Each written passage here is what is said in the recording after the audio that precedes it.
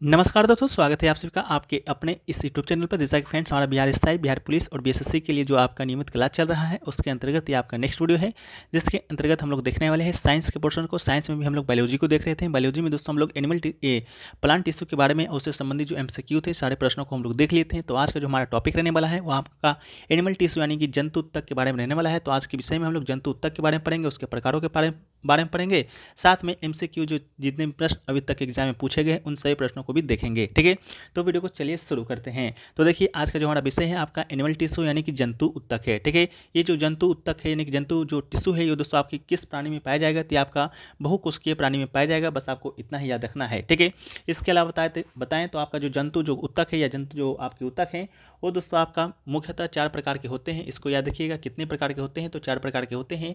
उन 4 प्रकारों में कौन कौन सा वो 4 प्रकार है, तो एक प्रकार दोस्तों आपका कनेक्टिव टिश्यू है जिसे कि हम लोग संयोजी उत्तक के नाम से जानते हैं। एक आपका एपिथेलियल टिश्यू है जिसे कि हम लोग हिंदी में उपकला के नाम से जानते हैं, उपकला उत्तक के नाम से। एक आपका मस्कुलर टिश्यू यानी कि पेशी उत्तक के नाम से जानते हैं। एक आपका है फ्रेंड्स आपका नर्वस टिश्यू यानी कि जिसे हम लोग तंत्रिका उत्तक के नाम से जानते हैं। ठीक है, इसका हिंदी और इंग्लिश दोनों मीनिंग याद रखिएगा। कभी कभी आपका जो इंग्लिश जो मीनिंग है उसी का देवनागरी में कर आपको ऑप्शन में रहेगा तो आप उसमें कन्फ्यूज हो जाइएगा। इसलिए संयोजी उत्तक को हम लोग कनेक्टिव टिश्यू कहते हैं, उपकला उत्तक को हम लोग एपिथेलियल टिश्यू कहते हैं, एंड मस्कुलर टिश्यू को हम लोग पेशी उत्तक कहते हैं, एंड नर्वस टिश्यू को हम लोग करते हैं तंत्रिका उत्तक कहते हैं। ठीक है, तो इसको आप लोग याद रखिएगा।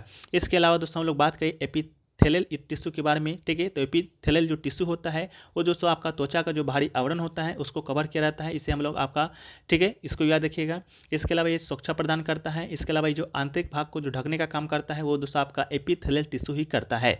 इसके अलावा एपिथेलियल जो टिश्यू है आपका ये भी 2 प्रकार का होता है। एक आपका आवरिंग या कवरिंग एपिथेलियम होता है, एक दोस्तों आपका ग्रंथि या ग्लैंडुलर एपिथेलियम होता है। जो ग्रंथिल और ग्लैंडियर जो आपका एपिथेलियम होता है वो दोस्तों आपका ग्रंथि का निर्माण करता है। इसके अलावा जो आपका एपिथेलियल जो टिश्यू होता है कवरिंग एपिथेलियम, जो जिससे कि हम लोग आवरण और आपका कवरिंग एपिथेलियम के नाम से जानते हैं, ये भी दोस्तों आपका 2 प्रकार का होता है। एक आपका सरल एपिथेलियम होता है, एक दूसरा आपका संयुक्त यानी कि कंपाउंड के नाम से जाना जाता है। ठीक है, तो इसके बाद दोस्तों हम लोग पढ़ेंगे जो आपका जो सरल जो आपका एपिथेलियम होता है। ठीक है, जो आपका सरल होता है यानी कि सिंपल एपिथेलियम, वो भी दोस्तों आपका 4 प्रकार में बांटा गया है। ठीक है, उसका जो 4 प्रकार है वो दोस्तों आपका देख लीजिए। वो आपका है स्क्वामोस यानी कि सल्की एपिथेलियम। इसके अलावा एक है आपका कुवोडियल जिसे कि हम लोग घनाकार एपिथेलियम के नाम जानते हैं। एक आपका है कोलोमोनर, ठीक है, कॉलमोनर जैसे कि स्तंभाकार के नाम जानते हैं। एक है आपका सिलेटेड एपिथेलियम जिसे कि हम लोग सिलेटेड के नाम से ही जानते हैं। ठीक है, तो ये 4 प्रकार के जो आपके सरल उत्तक हैं, सरल एपिथेलियम उत्तक हैं, ये 4 प्रकार के होते हैं। चारों का नाम देख लीजिएगा हिंदी में भी और इंग्लिश में भी। आपका एक स्क्वामोस होता है जो कि सल्की एपिथेलियम के नाम से, एक आपका कुवोडियल जिसे घनाकार एपिथेलियम के नाम से, एक आपका कोलमनर जैसे कि स्तंभाकार के नाम से, एक आपका सिलेटेड एपिथेलियम होता है। ठीक है, ये जो आपका स्क्वामस या सल्की जो आपका एपिथेलियम होता है ये दोस्तों आपका त्वचा की बाहरी परत पर पाया जाता है। त्वचा की बाहरी जो परत होता है इसी उत्तक से बना होता है।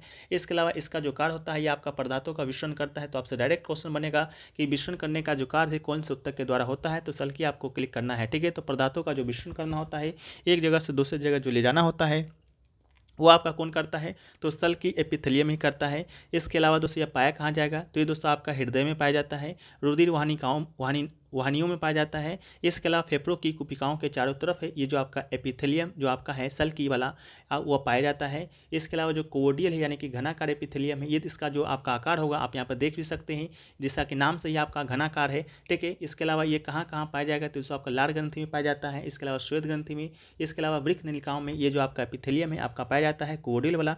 इसके अलावा जो कोलमनर है यानी कि स्तंभाकार है, स्तंभाकार की बात करेंगे तो इसे जैसा कि दोस्तों आपको इससे नाम से ही लग रहा होगा ये स्तंभ टाइप का होगा यानी कि पिलर के आकार का होगा। ठीक है, इसके अलावा ये कहाँ कहाँ पाया जाता है, तो आपके पित्ताशय में पाया जाएगा, अमाशय में पाया जाता है, पित्तवाहिनियों में पाया जाता है, साथ में जो आंत होता है उसमें भी आपका स्तंभाकार एपिथेलियम टिश्यू ही पाया जाता है। इसके अलावा इसका क्या क्या काम है, तो ये आपका अवशोषण करता है। इसके अलावा श्रवण का काम दोस्तों को ये करता है। इसके अलावा जो मैकेनिकल सपोर्ट होता है आपका शरीर को यांत्रिक सहारा वो भी दोस्तों आपको प्रदान करता है।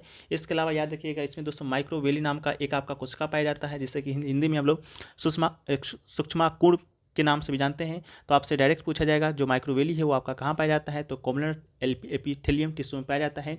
इसके अलावा जो आपका अगला है वो आपका सिलेटेड एपिथेलियम है, जो कि दोस्तों आपका इसके सतह पर दोस्तों आपका क्या पाया जाता है, रोम पाया जाता है, जिसे कि सिलिया के नाम से जानते हैं। ठीक है, ये कहाँ कहाँ पाया जाएगा, तो ये दोस्तों आपका अंडावाहिनी में पाया जाता है, श्वासनली में पाया जाएगा, और दोस्तों आपका मुख गुहा में पाया जाएगा सिलिटेड एपिथेलियम। ठीक है, इसके बाद दोस्तों हम लोग देखते हैं, तो हम लोग पढ़ेंगे जो हम लोग एपिथेलियम टिश्यू के बारे में दोस्तों पढ़ लिए हैं। इसके बाद हम लोग देखेंगे कनेक्टिव टिश्यू के बारे में। ठीक है, कनेक्टिव टिश्यू के बारे में जब हम लोग पढ़ते हैं, तो जो कनेक्टिव जो टिश्यू होता है वो दोस्तों आपको पहली बात करता क्या है, तो ये दोस्तों आपका अंगों को सहारा प्रदान करता है। ठीक है, अंगों को सहारा प्रदान कौन करता है, आपका कनेक्टिव टिश्यू, यानी कि आपका कौन, संयोजी उत्तक। ठीक है, संयोजी उत्तक क्या करता है, अंगों को सहारा प्रदान करता है। इसके अलावा जो अंग होता है या अंग तंत्र होता है उसको एक दूसरे से जोड़े रखता है। इसके अलावा जो आपका संयोजी जो उत्तक होता है वो दोस्तों आपका आपस में बहुत ही कम जुड़ा होता है। इसको याद रखिएगा, आपस में बहुत कम जुड़ा होता है। इस कारण इसमें आपका इंटर सेलुलर मैट्रिक्स है जो कि पाया जाता है, यानी कि अंतर कोशिकीय अधात्री। ठीक है, ये आपसे डायरेक्ट पूछा जाएगा कि कौन से टिश्यू में आपका इंटर सेलुलर मैट्रिक्स है जो कि पाया जाता है, तो आपको कनेक्टिव टिश्यू है जो कि क्लिक करना है। ठीक है, तो जो कनेक्टिव टिश्यू होता है अंगों को सहारा प्रदान करता है, अंग और अंग तंत्र को एक दूसरे से जोड़े रखता है। ये दोस्तों आपस में बहुत ही कम जुड़ा रहता है, इस कारण से इसमें आपका इंटर सेलुलर मैट्रिक्स है जो कि पाया जाता है। इसके अलावा जो आपका कनेक्टिव टिश्यू होता है वो उसका भी टाइप होता है, आपका 3 प्रकार का होता है। एक आपका वास्तविक संयोजी उत्तक होता है, एक आपका कंकालीय संयोजी उत्तक होता है, एक दूसरा आपका संवहनीय संयोजी उत्तक होता है। इसके अलावा वास्तविक संयोजी उत्तक के बारे में बात करेंगे। वास्तविक संयोजी उत्तक होता है वो दोस्तों आपका एक एरियोल, ये भी आपका प्रकार का होता है, जिसे कि हम लोग एरिओलर उत्तक कहते हैं। ठीक है, जो वास्तविक जो आपका होता है, वास्तविक संयोजी जो उत्तक होता है वो भी दोस्तों आपका विभिन्न प्रकारों में बटा होता है, जिसमें आपका एक है आपका एरिओलर उत्तक। ठीक है, एरिओलर उत्तक की बात करेंगे तो ये दोस्तों आपका लचीला, यानी कि बहुत ही ये लचीला होता है। ठीक है, लचीला संयोजी उत्तक है आपका कौन, एरिओलर। ठीक है, ये विभिन्न उत्तकों अंग को जोड़ने का कार्य करता है। इसमें भी आपका 3 प्रकार की कोशिकाएं पाई जाती है। ठीक है, इसमें आपका 3 प्रकार का कोशिका पाया जाएगा। कौन कौन सा कोशिका है, तो एक देख लीजिए, फाइब्रोप्लास्ट है, ठीक है, फाइब्रोब्लास्ट है। इसको डायरेक्ट आपसे पूछा जाएगा फाइब्रोब्लास्ट जो कोशिका होता है कहाँ पाया जाएगा, तो आपको एरियोला उत्तक क्लिक करना है। इसके अलावा जो मास्ट कोशिका है वो भी दोस्तों आपका कहाँ पाया जाता है, तो मास्ट कोशिका भी आपका वास्तविक संयोजी उत्तक में ही पाया जाता है। ठीक है, वास्तविक संयोजी उत्तक के एरियोलर उत्तक में पाया जाता है। इसके अलावा दोस्तों आपका जो मैक्रोफेजेस है, मैक्रोफेजेस ये भी दोस्तों आपका जो कोशिका है कहाँ पाया जाता है, तो आपका एरियोलर टिश्यू में ही पाया जाता है। इस बात को भी याद रखिएगा। इसके अलावा जो फाइब्रोब्लास्ट कोशिका है उसमें दोस्तों आपका 2 प्रोटीन पाया जाता है, जिसमें से एक का नाम आपका कोलेजन है। ठीक है, कोलेजन है, एक का नाम आपका इलास्टिन है। तो डायरेक्ट आपसे पूछा जाएगा कोलेजन और इलास्टिन नामक जो प्रोटीन है आपका कहाँ पाया जाता है, तो फाइब्रोब्लास्ट में पाया जाता है, फाइब्रोब्लास्ट में पाया जाता है। इसके अलावा जो आपका एक मास्ट है, मास्ट की बात करेंगे तो मास्ट कोशिकाएं में दोस्तों आपका हिस्टामिन। ठीक है, मास्ट कोशिका में आपका हिस्टामिन और हिपेरिन नामक आपका प्रोटीन का है जो कि आपका श्रावण होता है। इस बात को भी आप क्या कीजिएगा, याद रखिएगा। इसके अलावा जो मैक्रोफेजेस है, मैक्रोफेजेस सूक्ष्म जीवों और आपका विजातीय जो कण होता है उसको नष्ट करने का कार्य कौन करता है, तो मैक्रोफेजेस जो कि आपका करता है, इसको भी याद रखिएगा। ठीक है, कौन करता है, आपका मैक्रोफेजेस करता है। क्या करता है, तो आपका जो सूक्ष्म जीव होता है, विजातीय जो कण होता है उसको नष्ट करने का काम कौन करता है, तो आपका माइक्रोफेजेस ही करता है। इसके अलावा से आपका हिस्टामिन, हिपेरिन और सेरोटोनिन नामक जो प्रोटीन का स्रावन होता है कहाँ होता है, मास्ट कोशिका में होता है। इसके अलावा जो एरिओलर जो उत्तक होता है उसमें फाइब्रोप्लास्ट जो होता है उसमें दोस्तों कौन कौन सा प्रोटीन पाया जाता है, कौन कौन सा प्रोटीन का निर्माण होता है, तो आपका कोलेजन और इलास्टिन नामक प्रोटीन का निर्माण होता है।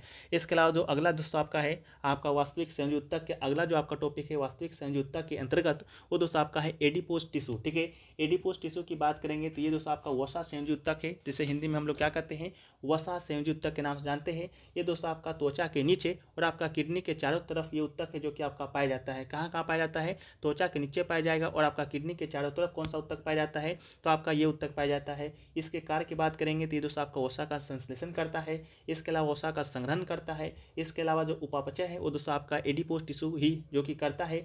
इसके अलावा जो आपका ध्रुवीय जो क्षेत्र में रहने वाले जो स्तनधारी होते हैं, स्तनधारी की बात करेंगे तो स्तनधारी की बात हम लोग क्वेश्चन में कर लेंगे। ठीक है, इतना जान लीजिए, जो आपका ध्रुवीय क्षेत्रों में जो रहने वाले स्तनधारी होते हैं उसमें जो ताप क्षय यानी कि ताप से बचाता है वो दोस्तों आपका एडिपोज टिश्यू है जो कि वही बचाता है, यानी कि वसा में संयोजी उत्तक है जो कि बचाता है। अगला है दोस्तों आपका व्हाइट टिश्यू, जिसे कि हम लोग श्वेत उत्तक के नाम से जाते हैं। यह विशेषकृत संयोजी उत्तक है। कपाल हड्डी जो कि आपका स्केल बोन होता है, उस एक स्केल बोन के बीच आपका जो इनकी उपस्थिति इन्हें अचल बनाती है। ठीक है, तो व्हाइट टिश्यू के बारे में ये रहा।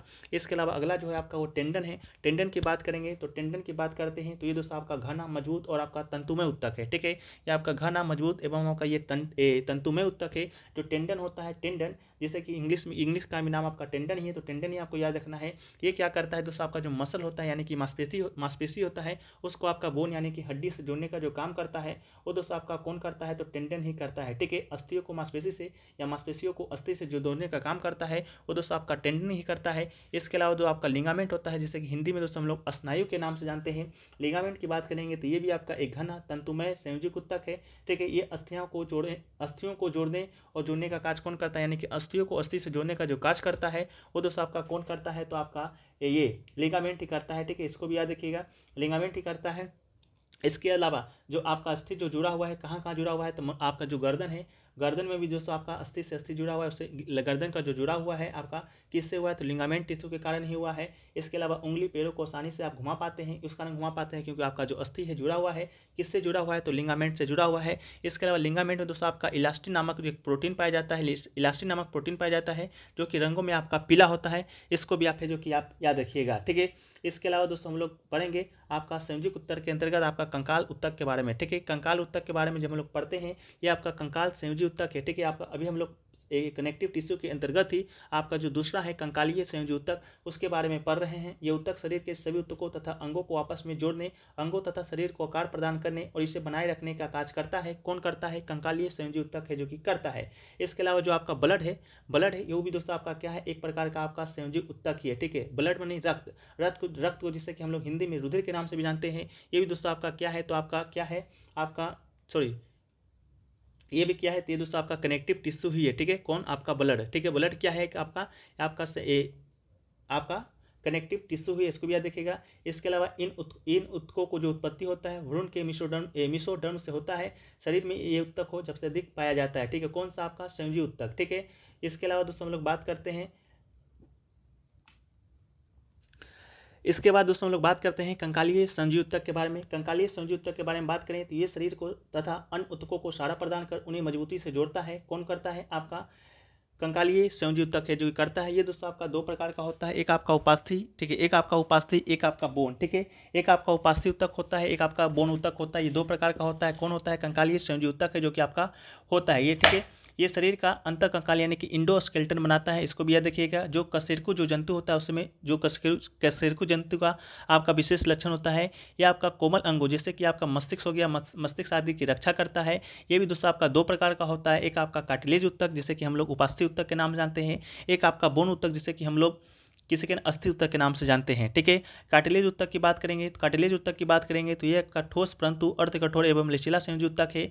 इसमें आपका मैट्रिक्स की रचना होती है जिसे कि हम लोग कॉन्ड्रिन के नाम से जानते हैं। ठीक है, जिसमें आपका मैट्रिक्स की रचना होती है जो कि आपका कोडिन नामक प्रोटीन से बनी होती है। ठीक है, तो ये आपसे डायरेक्ट पूछा जाएगा जो कोडिन नामक जो प्रोटीन होता है आपका कहाँ पाया जाता है, तो उस उपास्थि उत्तक में है जो कि आपका पाया जाता है। ठीक है, इसके अलावा जो इसकी जो कोशिकाएं होती है, इसमें जो आपका कोशिका पाया जाता है उपास्थि उत्तक में, उसे दोस्तों हम लोग कॉन्ड्रोसाइट्स के नाम से जानते हैं। ठीक है, तो ये डायरेक्ट आपसे पूछा जाएगा जो कार्टिलेज में जो आपका उत्तक होता है, जो कोशिका होता है, उसे किस नाम से जानते हैं, तो कॉन्ड्रोसाइट्स के नाम से हम लोग जानते हैं। ठीक है, इसके अलावा बात करेंगे तो ये अगला जो आपका है अस्थि उत्तक यानी कि बोन जो आपका टिश्यू है, बोन टिश्यू के बारे में बात करते हैं तो ये भी दोस्तों आपका एक ठोस एवं दृढ़ एवं मजबूत संयोजी उत्तक है। इसमें जो मैट्रिक्स होता है वो दोस्तों आपका ओशन नामक प्रोटीन से बना होता है। इसको भी याद रखिएगा, किस नामक प्रोटीन से बना होता है, तो दोस्तों आपका ओशन नामक प्रोटीन से बना होता है। अस्थि का जो मैट्रिक्स होता है आपका फॉस्फेट हो गया, सल्फेट हो गया, कार्बोनेट हो गया एवं कैल्शियम तथा मैग्नीशियम के फ्लोराइड लवणों से समृद्ध होता है। ठीक है, इसके अलावा इसमें जो कोशिका होता है उसे हम लोग कहते हैं ऑस्टियोसाइट्स। ठीक है, इसमें जो कोशिका होता है, किस बोन में जो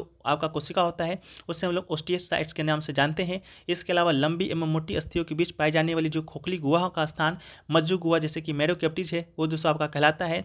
इसके अलावा जो एडिपोस उत्तक से भरी मज्जा गुहा अस्थि मज्जा कहलाती है, इसको भी याद रखिएगा। बोन मैरो किसे कहते हैं, आपसे डायरेक्ट पूछा जाएगा।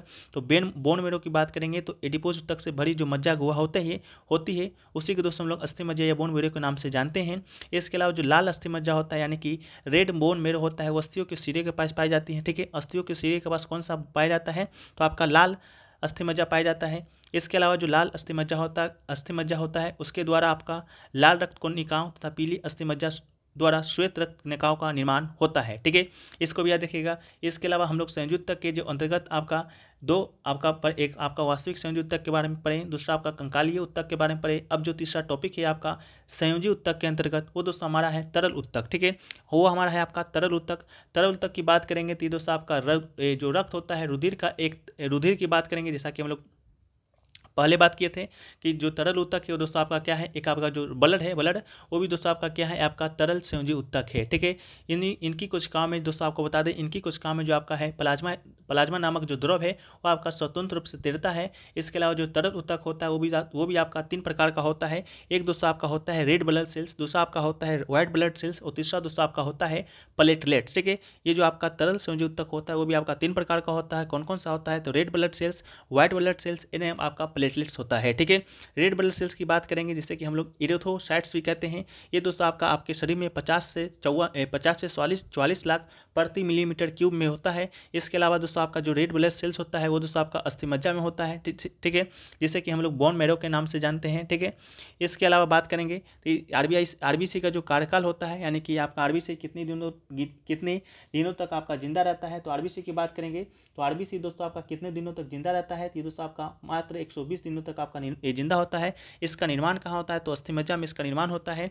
इसके अलावा जो आरबीसी का जो क्रविस्थान है, ठीक है आपका, इसके अलावा आरबीसी का जो क्रविस्थान है वो दोस्तों आप किसे कहा जाता है, डायरेक्ट आपसे बनेगा तो आरबीसी का जो क्रविस्थान है वो दोस्तों आपका पिलिया को कहा जाता है। इस बात को भी याद रखिएगा। ठीक है, आरबीसी का जो आपका क्या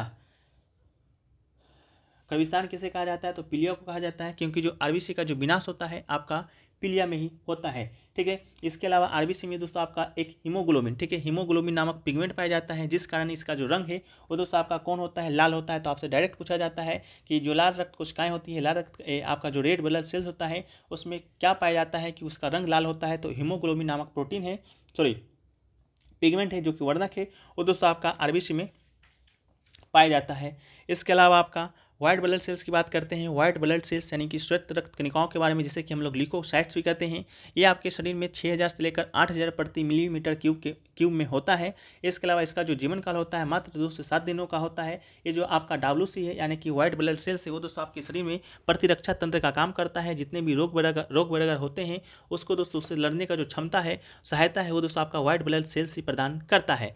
इसके अलावा बात करेंगे व्हाइट ब्लड सेल्स का, तो व्हाइट जो ब्लड सेल है वो भी दोस्तों आपका 2 प्रकार का होता है। एक आपका मोनोसाइट होता है, दूसरा आपका लिम्फोसाइट होता है। लिम्फोसाइट्स आपका 2 प्रकार का होता है, एक आपका बी लिम्फोसाइट होता है, एक आपका टी लिम्फोसाइट होता है। तो जो आपका टी लिम्फोसाइट है वो दोस्तों आपकी बॉडी में एंटीबॉडीज का निर्माण करता है। ठीक है, एंटीबॉडीज का निर्माण कौन करता है, यानी कि प्रतिरक्षों का निर्माण कौन करता है, तो टी लिम्फोसाइट करता है। इससे आपके ऑप्शन में सिर्फ लिम्फोसाइट दिया रहेगा, तो आपको लिम्फोसाइट ही क्लिक करना है। अगर आपको बी टी करके दिया है तो आपको टी क्या करना है, क्लिक करना है। इसके अलावा जो आपका तीसरा है प्लेटलेट्स की बात करेंगे, जिससे कि हम लोग थ्रोम्बोसाइट के नाम से भी जानते हैं। ये आपके शरीर में आपका 1.5 लाख से लेकर 3.5 लाख प्रति मिलीमीटर क्यूब में होता है। इसके अलावा जो आपका जो घाव वगैरह हो जाता है, चोट वगैरह जो लग जाता है, तो उस रक्त का थक्का जो बनाता है यानी कि क्लोथिंग का काम करता है, वो दोस्तों आपका प्लेटलेट से करता है। जब आपको डेंगू हो जाता है तो उसमें दोस्तों प्लेटलेट होता है, वो आपका गिरने लगता है। ठीक है, उसी को रोकना होता है। ठीक है, जब डेंगू होता है तो क्या गिरता है, आपका प्लेटलेट्स गिरता है, इस कारण आपका प्लेटलेट्स का जांच होता है, इसको भी याद रखिएगा। इसके अलावा जो रक्त का थक्का बनाता है, रक्त का थक्का कौन से विटामिन बनाता है, तो आपका विटामिन के है जो कि आपका रक्त का थक्का बनाता है। इसके अलावा एक आपका लसिका यानी कि लिम्फ को भी याद रखिएगा। ये जो आपके शरीर में रंगहीन आर्द्र पारदर्शी क्षारीय तरल है जो कि रुधिर के प्लाज्मा एवं WC से निर्माण होता है। तो इसका निर्माण है लसिका का, आपका रुधिर के प्लाज्मा एवं WC से इसका निर्माण होता है, इसको भी याद रखिएगा। इसके अलावा प्लाज्मा की बात करेंगे तो प्लाज्मा दोस्तों पीला रंग का गाढ़ा होता है। ठीक है, ये दोस्तों आपके प्लाज्मा की बात करेंगे तो पीला रंग का गाढ़ा आपका क्या होता है, प्लाज्मा होता है। ठीक है, इसके अलावा इसमें आपका 90 से लेकर 92% आपका जल होता है, 6 से 8% नामक आपका प्रोटीन होता है। ठीक है, तो ये भी दोस्तों आपका हो गया। अब हम लोग बढ़ेंगे पेशी ऊतक के बारे में। तो पेशी ऊतक के बारे में बात करते हैं। पेशी ऊतक यानी कि मस्कुलर टिश्यू के बारे में। तो आपका जो प्रचलन तथा विभिन्न प्रकार की जो गतियों के लिए आपका जो पेशी ऊतक की आवश्यकता होता है। ठीक है, तो पेशी ऊतक की जो आवश्यकता होता है कहाँ पर होता है, प्रचलन करने में, गति करने में हम लोग किस ऊतक का प्रयोग करते हैं, तो पेशी ऊतक का प्रयोग करते हैं। इसके अलावा गतिशीलता यानी कि मोबिलिटी, इन संकुचनशीलता यानी कि कंट्रासिलिटी जीवों के शरीर में महत्वपूर्ण लक्षण होते हैं। ये गतिशीलता एवं संकुचिलता में मायोसिन तथा एक्टिन नामक संकुचन प्रोटीन महत्वपूर्ण भूमिका निभाते हैं। तो आपसे डायरेक्ट पूछा जाएगा मायोसिन एक्टिन नामक जो प्रोटीन होता है कहाँ पाया जाता है, तो मस्कुलर टिश्यू में पाया जाता है। इसके अलावा पेशियां मानव शरीर का लगभग आपका 40% 10% से लेकर 50% जो भाग है आपका पेशियाँ ही बनाती है। एवं मानव शरीर में सबसे मजबूत जो मांसपेशियाँ होता है वो दोस्तों आपका जबड़े का मांसपेशियाँ होता है। इसके अलावा जो पेशीय ऊतक होता है वो भी दोस्तों आपका कितने प्रकार का होता है, तो ये भी दोस्तों आपका 3 प्रकार का होता है। कौन कौन सा होता है, एक आपका रेखीय पेशी ऊतक होता है, एक आपका हृदय पेशी ऊतक होता है, एक आपका आरेखित पेशी ऊतक होता है। आरेखित पेशी ऊतक के बारे में बात करते हैं तो जो आरेखित पेशी ऊतक होता है, ठीक है, इसको दोस्तों हम लोग नियंत्रित है जो कि नहीं कर सकते हैं, ठीक है। आरेखित पेशी ऊतक को दोस्तों हम लोग नियंत्रित अपनी इच्छा के अनुसार नियंत्रित नहीं कर सकते हैं, इसलिए इसे अनैच्छिक पेशी ऊतक कहते हैं। ये आपको कहाँ कहाँ पाया जाएगा, तो आइरिस में पाया जाएगा। इसके अलावा वृषण यानी कि टेस्टिस में पाया जाएगा, मूत्राशय में पाया जाएगा। रक्तवाहिनी में दोस्तों आपका कौन प्रकार के टिश्यू पाए जाते हैं, तो आपका आरेखित पेशी ऊतक है जो कि आपका पाया जाता है। इसके अलावा आहार नाल में जो भोजन का जो प्रभाव होता है इसी पेशी के संकुचन में प्रसार के कारण है जो कि आपका होता है। इसके अलावा एक आपका रेखीय पेशी ऊतक। रेखीय पेशी ऊतक की बात करेंगे तो ये जो पेशी ऊतक होता है इसका जो संबंध है आपका जंतु के कंकाल से सीधा होता है। इसके अलावा इनमें इच्छिक गति होती है, यानी कि इसको हम लोग इच्छा के अनुसार है जो कि इधर आगे पीछे बाएं दाएं जो है कि कर सकते हैं, ठीक है। इसके अलावा इसलिए इसे एसीय पेशी ऊतक के नाम से जानते हैं। इसके कोशिका द्रव में आपका सैक्रोप्लाज्म पाया जाता है, ठीक है। इसमें जो कोशिका द्रव होता है उसे दोस्तों क्या कहा जाता है, तो साक्रोप्लाज्म कहा जाता है। इसको भी याद रखिएगा। ये जो ऊतक होता है आपका कहाँ कहाँ पाया जाएगा, तो बाह में पाया जाएगा, पैर में पाया जाएगा, गर्दन में पाया जाएगा, हाथ में पाया जाएगा, ठीक है। जो हाथ वगैरह होता है उसको आप इच्छानुसार उठा सकते हैं, नीचे गिरा सकते हैं, दाएं कर सकते हैं, बाएं कर सकते हैं, ठीक है। तो ये जो ऊतक होता है आपका कहाँ पाया जाता है, हाथ वगैरह में, इसलिए इससे हम लोग क्या करते हैं, अपनी इच्छा के अनुसार क्या कर सकते हैं, आपका अपनी इच्छा के अनुसार इसे क्या कर सकते हैं, तो अपनी इच्छा के अनुसार इसे नियंत्रित कर सकते हैं। इसलिए इसे आपका अरेखीय पेशी ऊतक के नाम से जानते हैं, ठीक है। इसके अलावा एक है आपका हृदय पेशी ऊतक। हृदय पेशी ऊतक की बात करेंगे तो हृदय पेशी हृदय की भित्ति बनाती है। इनमें आपका अनुप्रस्थ धारियाँ पाई जाती हैं, परंतु ये स्वभावतः अनैच्छिक होती है, ठीक है। हृदय पेशी ऊतक को भी हम लोग अपनी इच्छा अनुसार है जो कि नियंत्रित नहीं कर सकते हैं। इनमें आपका संकुचन एवं प्रसन्न होते रहता है। इसके अलावा इनके संकुचन का नियंत्रण तंत्रिका तंत्र के द्वारा न होकर आपका स्वयं पेशियों का नियंत्रण द्वारा होता है, ठीक है। इसको भी याद रखिएगा। इसके अलावा ये आपका बिना थके जीवन पर आपका काम करता है। इसमें आपका सेल्फ एक्साइटेशन होता है, इसलिए आपका ये बिना थके जीवन भर आपका ये काम करता है। इसको भी याद रखिएगा। ये आपका पेशीजनक यानी कि माइसोजेनेटिक होता है, ठीक है। माइसोजेनेटिक नहीं आपका होता है, ये आपका मायोजेनिक होता है, ठीक है। मायोजेनिक होता है, इसको भी आप याद रखिएगा, ठीक है। अगला जो आपका है वो है आपका तंत्रिका ऊतक, ठीक है। अगला है जो है दोस्तों आपका तंत्रिका ऊतक। तंत्रिका ऊतक की बात करते हैं हम लोग, तो तंत्रिका ऊतक एक विशेष प्रकार की कोशिका से बना होता है जिसे कि दोस्तों हम लोग न्यूरॉन कहते हैं, ठीक है। तंत्रिका ऊतक आपका एक विशेष प्रकार की कोशिका से बना होता है जिसे कि दोस्तों हम लोग न्यूरॉन कहते हैं। ये दोस्तों आपका ये जो आपका हो गया, जो आपका मस्तिष्क हो गया, इसके अलावा जो आपका मेरुरज्जु हो गया, ये सभी दोस्तों आपका किससे बना होता है, तो तंत्रिका ऊतक का ही बना होता है। शरीर का जो समस्त अंग व कार्य के सामंजस्य स्थापित करना इनकी विशेषता है। इसके अलावा तंत्रिका कोशिका संवेदना को शरीर के एक से दूसरे भाग में भेजने का कार्य कौन करता है, तो आपका तंत्रिका ऊतक करता है। इस न्यूरॉन में एक आपका लंबा प्रबंध होता है जिसे कि दोस्तों हम लोग क्या कहते हैं, एक्सोन के नाम से जानते हैं, ठीक है। इसमें दोस्तों आपका क्या होता है, एक लंबा प्रबंध होता है जिसे कि दोस्तों हम लोग एक्सोन के नाम से जानते हैं। इसके अलावा न्यूरॉन में छोटी शाखा वाले अनेक प्रबंध भी होते हैं, ठीक है। न्यूरॉन में दोस्तों आपका छोटी शाखा वाला एक आपका क्या होता है, तो आपका अनेक प्रबंध होता है जिसे कि दोस्तों हम लोग क्या नाम से जानते हैं, डेंड्राइट्स के नाम से भी जानते हैं, ठीक है। इसको भी याद रखिएगा। ये आपका जो तंत्रिका कोशिका होता है 1 मीटर तक लंबी हो सकती है, ठीक है। तंत्रिका कोशिका आपका 1 मीटर से लंबी हो सकती है। तंत्रिका ऊतक से मस्तिष्क एवं मेरुरज्जु है जो कि आपका बनता है। इसके अलावा एक न्यूरॉन के एक्सोन के, ठीक है, एक न्यूरॉन के एक्सोन की अंतिम छोर की शाखा दूसरे न्यूरॉन के डेंड्राइट से जुड़कर आपका सिनेप्स बनाती है। इसको भी याद रखिएगा। आपसे डायरेक्ट पूछा जाएगा सिनेप्स है जो कि कहाँ से कहाँ तक बनता है, तो एक न्यूरॉन के एक्सोन से अंतिम छोर की शाखाओं एवं दूसरे न्यूरॉन के डेंड्राइट से जुड़कर आपका सिनॉप्स जो कि बनाता है। इसको भी आप क्या कीजिएगा, याद रखिएगा। तो ये दोस्तों आपका जो टॉपिक था आपका एनिमल टिश्यू वो दोस्तों आपका खत्म होता है। अब इससे अंतर्गत जो बनने वाले MCQ प्रश्न है उसको हम लोग एक बार देख लेते हैं, फिर इस सेशन को समाप्त करेंगे, ठीक है।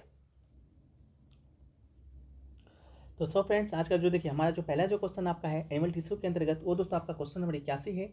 वह है कि निम्नलिखित में से किस प्रकार के ऊतक शरीर की सुरक्षा कवच का कार्य करती है। तो हमने आपको बताया था कि जो आपका एपिथेलियल यानी कि उपकला जो ऊतक है वो दोस्तों आपका शरीर का कवच का काम करता है। तो इसका राइट आंसर दोस्तों आपका ऑप्शन नंबर ए आपका हो जाएगा उपकला, ठीक है। नेक्स्ट जो क्वेश्चन है वो है आपका कि निम्नलिखित में से कौन सा ऊतक घाव भरने में सहायक होती है। तो घाव भरने में कौन सा ऊतक सहायक होता है, जैसा कि हमने आपको बताया था। तो घाव भरने में जो आपका सहायक जो ऊतक हो जाएगा वो भी दोस्तों आपका क्या हो जाएगा, उपकला ऊतक, यानी कि एपिथेलियल ऊतक की आपका एपिथेलियल टिश्यू दोस्तों आपका क्या होता है, घाव भरने में सहायक होता है। नेक्स्ट आपका है कि निम्नलिखित में से कौन सा ऊतक लाल ग्रंथि तथा श्वेत ग्रंथि में पाया जाता है। तो इसका जो राइट आंसर दोस्तों आपका हो जाएगा वो दोस्तों आपका एपिथेलियल का जो आपको बताए थे, जो आपका जो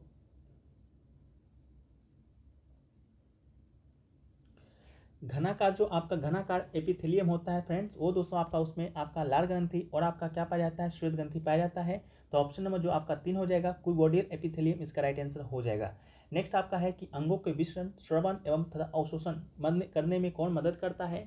तो जो अंग होता है उसमें दोस्तों आपका जो विसरण यानी कि डिफ्यूजन एंड आपका जो सेक्रेशन एंड जो आपका एब्जॉर्प्शन होता है वो दोस्तों करने में जो मदद प्रदान करता है वो दोस्तों आपका कौन करता है, वो आपसे पूछा गया था। तो वो दोस्तों आपका एपिथेलियम ऊतक ही करता है। तो ऑप्शन नंबर 1 इसका राइट आंसर हो जाएगा। ऑप्शन नंबर 2 राइट आंसर होगा। अगला है कि त्वचा की बाहरी सतह निर्मित होती है। तो त्वचा की जो बाहरी सतह निर्मित होती है वो दोस्तों आपका एपिथेलियम से आपका निर्मित होता है। एपिथेलियम भी आपका 4 प्रकार का होता है, जैसा कि हमने आपको बताया था। एपिथेलियम भी आपका 4 प्रकार का होता है। आपका स्क्वेमस यानी कि सेल की एपिथेलियम, इसके अलावा जो आपका होता है वो दोस्तों आपका होता है कॉलमनर एपिथेलियम, इसके अलावा सिलिटेड एपिथेलियम, एक आपका होता है क्यूबोडियल एपिथेलियम। ठीक है, तो उसमें जो आपका त्वचा होता है वो दोस्तों आपका सेल की एपिथेलियम से निर्माण होता है। तो सेल की एपिथेलियम आपका इसका राइट आंसर हो जाएगा। नेक्स्ट आपका है कि निम्नलिखित में से किस एपिथेलियम उनकी कोशिकाओं में रसांकुर तथा सिलिया पाए जाते हैं। तो हमने आपको बताया था कि जो माइक्रोविली होता है और दोस्तों आपका जो सिलिया होता है वो दोस्तों आपका कहाँ पाया जाएगा। तो पहले जान लीजिए, जो आपका सिलिया होता है वो दोस्तों आपका कहाँ पाया जाता है, तो सिलिटेड एपिथेलियम में पाया जाता है। ठीक है, सिलिया जो होता है आपका सिलिटेड एपिथेलियम में पाया जाता है, जिसे कि हिंदी में हम लोग पक्षमल के नाम से भी जानते हैं। ठीक है, जिसे कि हिंदी में हम लोग पक्षमल के नाम से भी जानते हैं। तो सिलिया नामक जो आपका ये क्या कोशिका है वो दोस्तों आपका कहाँ पाया जाएगा, सिलिटेड एपिथेलियम में पाया जाएगा, जिसे कि हिंदी में हम लोग पक्षमल के नाम से जानते हैं। तो पक्षमल इसका आपका राइट आंसर हो जाएगा। नेक्स्ट आपका है कि 87 नंबर आपको बताना है, कथन पर विचार करना है, कौन सा कथन आपका सही है। तो एक दिया गया है कि एपिथेलियम ऊतक में कोशिकाओं की संख्या कम होती है तथा अंतरकोशिकीय पदार्थ अधिक होता है। ठीक है, तो हमने आपको बताया था कि जो एपिथेलियम होता है उसमें आपका कोशिका का संख्या कम नहीं, कोशिका का संख्या दोस्तों आपका ज़्यादा होता है। और जो आपका अंतःकोशिकीय जो पदार्थ होता है उसमें नहीं पाया, उसमें पाया ही नहीं जाता है। तो अधिक का बात ही अलग है। इसके अलावा नेक्स्ट जो आपका है कि संयोजी ऊतक में अंतःकोशिकीय पदार्थ नहीं पाए जाते हैं, क्योंकि इनमें कोशिकाएं एक दूसरे से करीब करीब होती है। ठीक है, तो हमने आपको बताया था कि जो आपका संयोजी जो ऊतक होता है वो दोस्तों आपका एक दूसरे से करीब करीब नहीं, आपका एक दूसरे से बहुत अलग अलग होता है। इस कारण इससे आपका अंतःकोशिकीय पदार्थ है जो कि पाया जाता है। तो ये जो आपका कथन दिया गया है, दोनों कथन दोस्तों आपका अपोजिट दिया गया है। तो आपका ऑप्शन नंबर 1 डी हो जाएगा, ना तो कथन 1 ना तो कथन 2। अगला है कि सेल की जो एपिथेलियम ऊतक होता है उसका प्रमुख कार्य क्या है। ठीक है, तो सेल की जो आपका एपिथेलियम ऊतक है उसका प्रमुख कार्य आपसे पूछा गया था। तो उसका प्रमुख कार्य की बात करेंगे तो उसका जो प्रमुख कार्य होता है वो दोस्तों आपका सुरक्षा प्रदान करना। ठीक है, सुरक्षा प्रदान करना दोस्तों आपका इसका मुख्य कार्य होता है। तो इसका राइट आंसर क्या हो जाएगा, आपका ऑप्शन नंबर हो जाएगा सी, यानी कि सुरक्षा प्रदान करना। ठीक है, इसके अलावा इस विसरण का जो काम करता है आपका सेल के एपिथेलियम का ही काम है। डिफ्यूजन जो आपका है आपका सेल के एपिथेलियम ऊतक का ही कार्य है।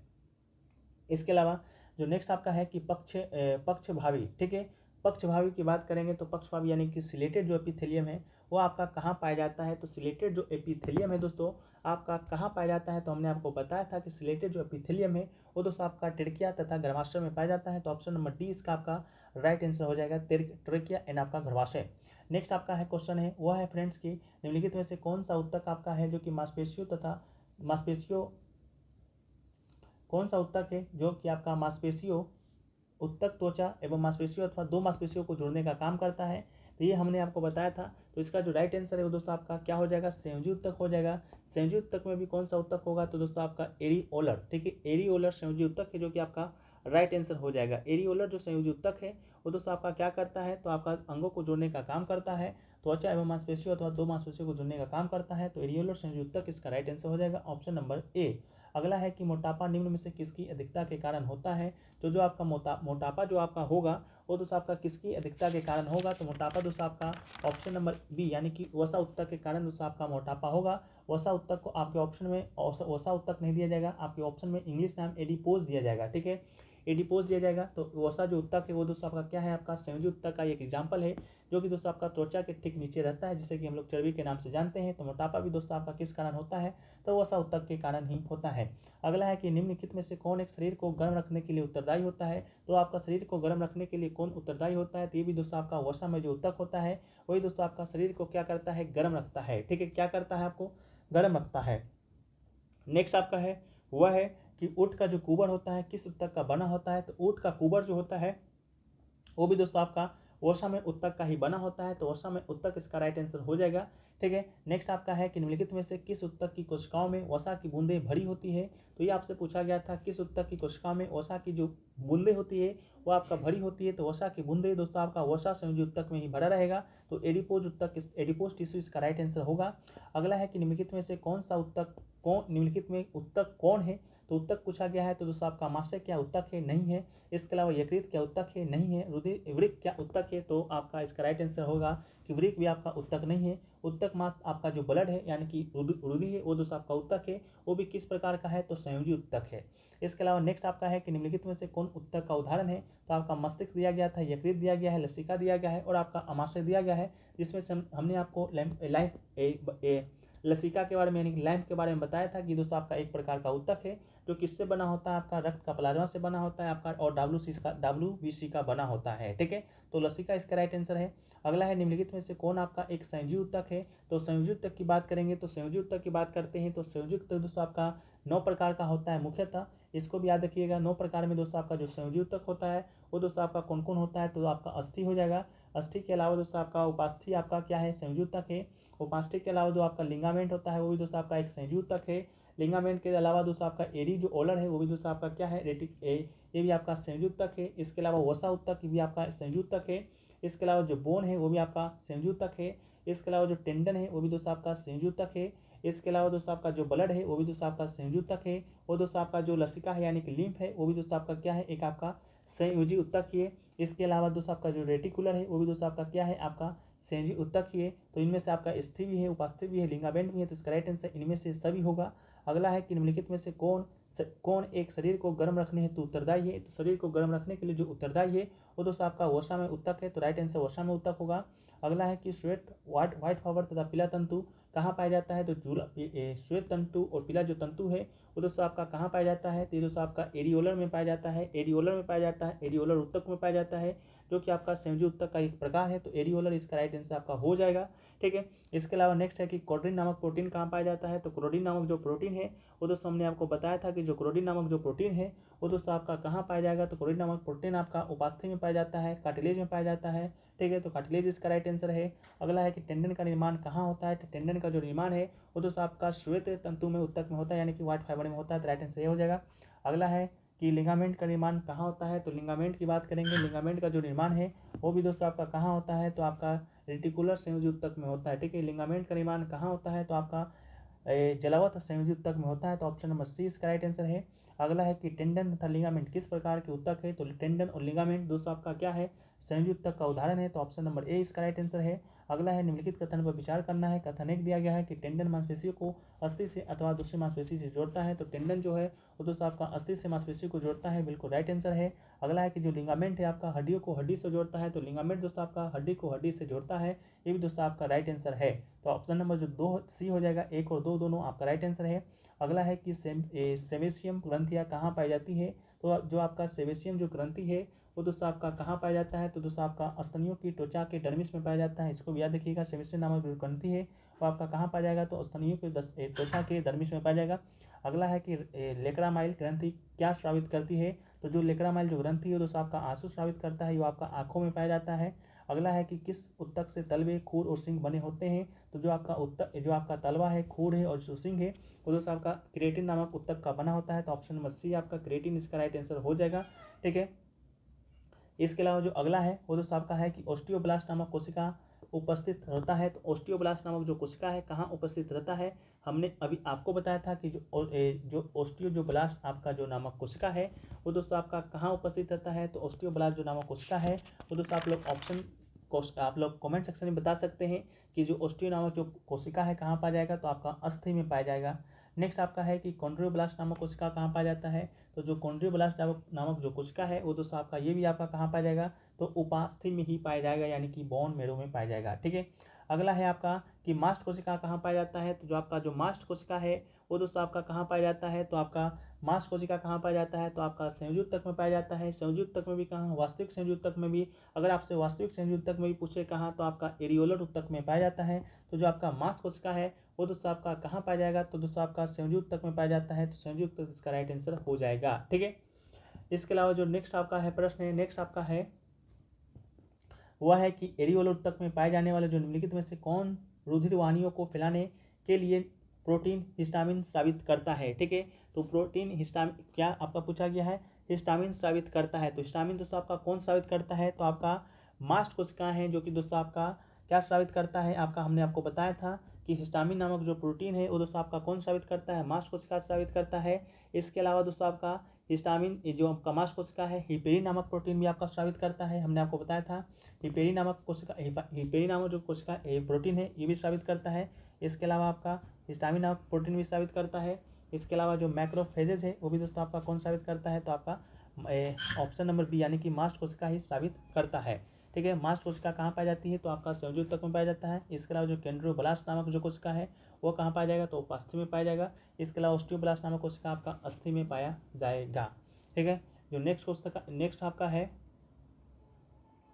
वह है कि निम्नलिखित में से कौन पीलिया, यकृत और अस्थि मज्जा में पाया जाता है। तो निम्नलिखित में से कौन पीलिया, यकृत और अस्थि मज्जा में पाया जाता है, तो इसका राइट आंसर दोस्तों आपका क्या होगा, तो इसका जो राइट आंसर है वो दोस्तों आपका जालवत संयोजी ऊतक यानी कि रेटिकुलर आपका जो आप रेटिकुलर कनेक्टिव टिश्यू, इसका आपका राइट आंसर हो जाएगा। ठीक है, जो नेक्स्ट क्वेश्चन आपका है कि मनुष्य की त्वचा सबसे मोटी कहाँ होती है। तो जो मनुष्य का जो त्वचा है सबसे मोटा आपका कहाँ होता है, तो ये दोस्तों आपका तलवा पर होता है। तो ऑप्शन नंबर 20 का राइट आंसर है। अगला है मनुष्य की त्वचा सबसे पतली कहाँ होगा, तो सबसे पतली दोस्तों आपका आँख के पलक पर होगा।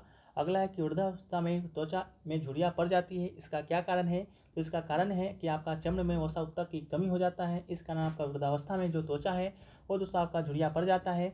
अगला है कि नाभिका रज्जु यानी कि उम्बिलिकल कॉर्ड क्या है। ठीक है, उम्बिलिकल कॉर्ड क्या है, तो दोस्तों आपका एक भ्रूणीय संयोजी ऊतक है। इसको भी आप क्या कीजिएगा, याद रखिएगा। जब एक दोस्तों आपका जो बच्चा एक जन्म होता है, जब आपका शिशु होता है, तो शिशु और माँ के बीच में दोस्तों आपका एक आपका जो कोशिका का निर्माण होता है, जिसे कि हम लोग नाभि रज्जु के नाम से ही क्या करते हैं, जानते हैं। ये जो नाभि रज्जु है आपका शिशु और माँ के बीच दोस्तों आपका क्या करता है, आपका संपर्क स्थापित करता है। ठीक है, तो ये दोस्तों आपका क्या है, तो भ्रूणीय संयोजी ऊतक है। तो ऑप्शन नंबर डी इसका राइट आंसर है। अगला है कि हेवर्शियन तंत्र है जो कि आपका पाया जाता है। तो जो आपका हेवर्शियन तंत्र है वो दोस्तों आपका स्तनियों की अस्थियों में पाया जाता है। ठीक है, स्तनियों की अस्थि में पाया जाता है, इसको भी याद रखिएगा। जो स्तन्य होता है, जो स्तनधारी होता है, उसका क्या क्या लक्षण है, तो आप भी स्तनधारी हैं, हम भी स्तनधारी हैं, तो हम लोग का क्या आपका लक्षण है, इसका जो लक्षण है वो दोस्तों आपका क्या होगा, पहला तो आपका बच्चा जन्म दे सकेगा, दूसरा आपका है कि बाहर का इसका कान जो होगा आपका बाएं होगा, तीसरा दोस्तों आपका त्वचा पर बाल होगा। ठीक है, वही दोस्तों आपका क्या कहलाएगा, स्तनी कहलाएगा। अगला है कि हिस्टामिन एक प्रकार की प्रोटीन है जो कि कहाँ भाग लेती है। तो हिस्टामिन दोस्तों हमने आपको बताया था कि एक प्रकार का जो प्रोटीन है जो कि दोस्तों आपका कहाँ भाग लेती है। तो इसका राइट आंसर दोस्तों आपका क्या होगा, तो इसका राइट आंसर दोस्तों आपका हो जाएगा एलर्जी प्रतिक्रियाओं में। ठीक है, एलर्जी क्या हो जाएगा, प्रतिक्रियाओं में आपका जो प्रोटीन है आपका भाग लेता है। ठीक है, कहाँ पाया जाता है, आपका मांस कोशिकाओं में पाया जाता है, इसको भी याद रखिएगा। नेक्स्ट आपका है कि कोलेजन फाइबर शरीर में पाए जाने वाले कुल प्रोटीन का कितना होता है। तो जो कोलेजन जो फाइबर होता है, कोलेजन जो तंतु होता है, वो शरीर में दोस्तों आपका कितना % पाया जाता है, वो आपसे पूछा गया था। तो इसका राइट आंसर दोस्तों आपका हो जाएगा 1/3 होता है। ठीक है, ऑप्शन नंबर 20 का राइट आंसर है। अगला है संयोजी ऊतक का अधिकांश प्रोटीन किसका बना होता है।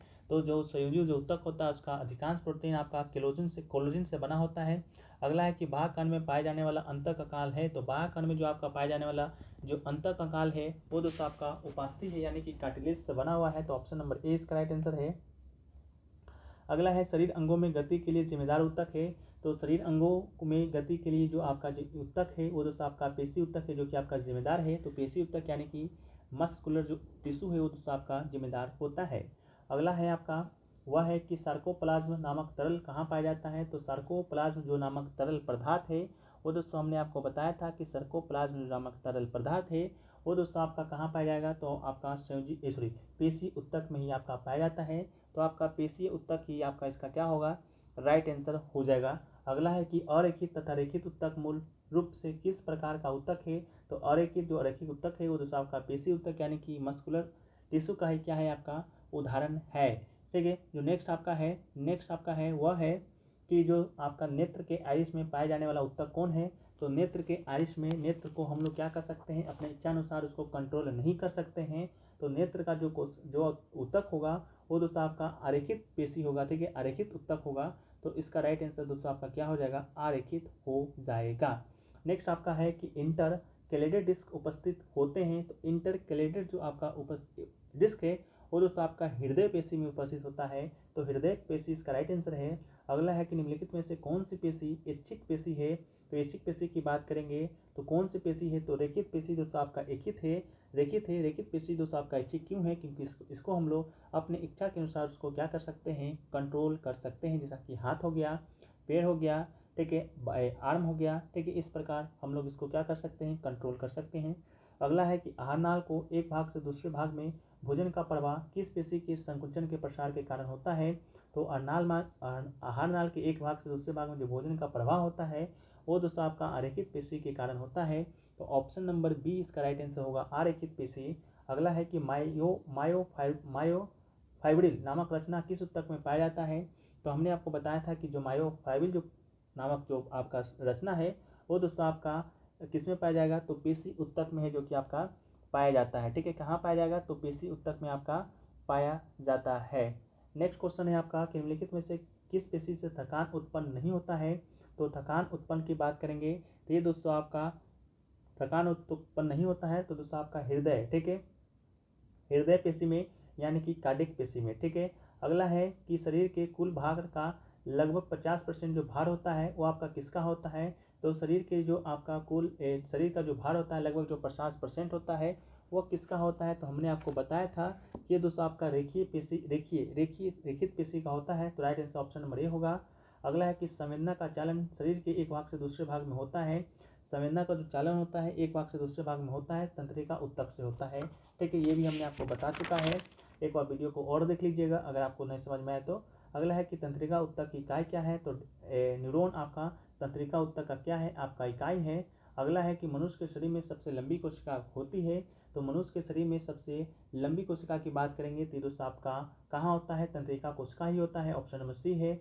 अगला है कि जन्म के बाद मानव के किस ऊतक में कोई कोशिका का विभाजन नहीं होता है, तो हमने आपको सेल चैप्टर में बताया था कि आपका जो तंत्रिका कोशिका होता है, तंत्रिका में दोस्तों आपका कोशिका विभाजन यानी कि सेल डिवीजन आपका नहीं होता है। अगला है कि न्यूरॉन के डेंड्रोन से निकलने वाली पतली पतली शाखाएं आपका क्या कहलाती है, तो जो आपका न्यूरॉन का जो डेंड्रेन है उससे निकलने वाली जो पतली पतली शाखाएं हैं वो दोस्तों आपका डेंड्रॉइड्स कहलाता है, हमने आपको बताया था।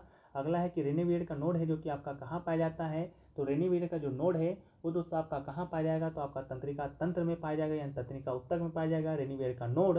अगला है कि दो न्यूरॉन के जोड़ को क्या कहते हैं, तो दो न्यूरॉन के जोड़ को दोस्तों हम लोग क्या करते हैं, तो अपना हम लोग इसका राइट आंसर है आपका दो न्यूरॉन के जोड़ को हम लोग कहते हैं सिनेप्स, ठीक है, सिनेप्स कहते हैं, लास्ट में हमने बताया है। अगला है कि न्यूरॉन कोशिका में संवेदना का संचार कैसे होता है, तो न्यूरॉन जो कोशिका होता है उसमें संवेदना का जो आपका संचार है वो आपका कैसे होगा, तो दोस्तों आपका कैसे होगा, तो आपका एक न्यूरॉन से एक्सॉन से दूसरे न्यूरॉन के डेंड्रोइड से होगा, ठीक है, इसको याद रखिएगा कि एक न्यूरॉन के एक्सॉन से दूसरे न्यूरॉन के डेंड्राइट से आपका संवेदना का संचार होगा। अगला है कि आपका जो बायोप्सी है वो किससे संबंधित है, तो बायोप्सी की बात करेंगे तो दोस्तों आपका जब आपका कैंसर वगैरह हो जाता है तो उसके टेस्ट के लिए हम लोग बायोप्सी का इस्तेमाल करते हैं, तो परीक्षण के लिए ऊतक को शरीर को अलग करने से आपका है बायोप्सी है जो कि आपका संबंधित है। तो ये दोस्तों आपका रहा तंत्र एनिमल टिश्यू के बारे में, एनिमल टिश्यू संबंधित आपके एमसीक्यू के बारे में जो कि दोस्तों आपका ज्ञान बिंदु जीएस एकेडमी का आपका ये था, इसको भी याद रख लीजिएगा, ज्ञान बिंदु जीएस एकेडमी का ये आपका क्या है, तो आपका ये क्वेश्चन बैंक है, उसी में दोस्तों आपका सारे जो क्वेश्चन थे आपके एनिमल टिश्यू से संबंधित वो हमने आपको करा दिए हैं। आशा करते हैं ये वीडियो आपको पसंद आया है, वीडियो पसंद आया है तो वीडियो को लाइक कर दीजिएगा, चैनल पर नए चैनल को सब्सक्राइब कर दीजिएगा। मिलते हैं हम लोग नेक्स्ट वीडियो में, जब तक के लिए जय हिंद, जय भारत, वंदे मातरम।